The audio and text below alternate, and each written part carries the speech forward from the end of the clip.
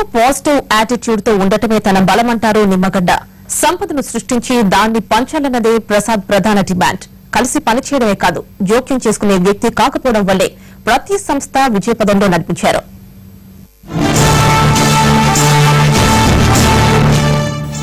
Matrix Prasad success జర్నీలో గొప్ప mile రాయిగా చెప్పుకోవచ్చు.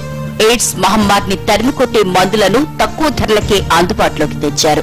అమెరికా మాజీ అధ్యక్షుడు బిల్ క్లింటన్ ఫౌండేషన్ తో 2 ఒప్పందాలు కుదుర్చుకున్నారు.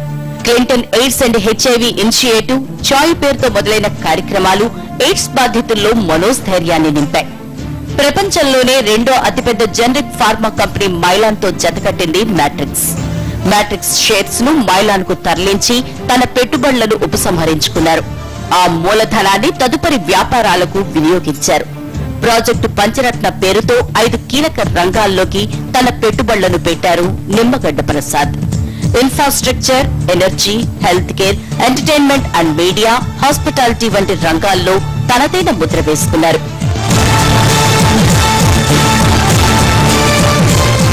Vanpic world class port best industrial corridor నిర్మాణంలో గవర్నమెంట్ ఆఫ్ రసాల్ ఖైమాతో భాగస్వామిగా మారారు నిమ్మగడ్డ ప్రసాద్.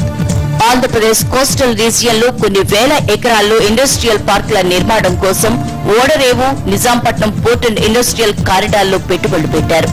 వాన్పిక్ ప్రాజెక్టుతో 48,000 మంది నుంచి 64,000 మందికి ప్రత్యక్ష ఉపాధి కల్పించాలని అనుకున్నారు.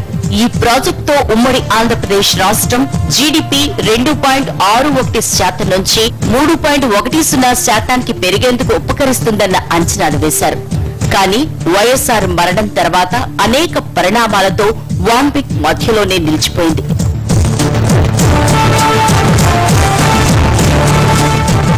Matrix employees welfare association, Nimmagadda foundations పేరుతో పలు సేవా, స్వచ్ఛంద కార్యక్రమాలు నిర్వహిస్తున్నారు.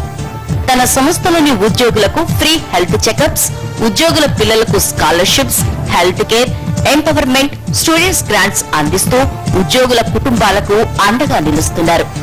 2020 నాటికి చిన్నారులలో అంధత్వాన్ని సమూలంగా నివారించేందుకు చేపట్టిన కార్యక్రమానికి తన వంతు సాయం అందిస్తున్నారు. క్రీడలను ప్రోత్సహించేలా గోపీచంద్ బ్యాడ్మింటన్ అకాడమీకి కూడా ఆర్థిక సాయం చేశారు. సంపదను సృష్టించాలి, సంపదను పంచాలి అన్నదే ప్రసాద్ ప్రధానంగా తీసుకున్నారు. కలిసి పనిచేయడమే కానీ జోక్యం చేసుకునే వ్యక్తి కాకపోవడం వల్లే ప్రతి సంస్థ విజయపదంలో నడిచాయి. ఎల్లప్పుడూ పాజిటివ్ యాటిట్యూడ్ తో ఉండటమే ఆయన ప్రధాన బలంగా చెప్పుకోవచ్చు. ఇది మా గ్రూప్ ని 2500 crores కి స్టార్ కి అమ్మిన సందర్భంగా నిమ్మగడ్డ ప్రసాద్ పై స్పెషల్ ఫోకస్. మరొక మళ్ళీ కలుద్దాం. నమస్తే.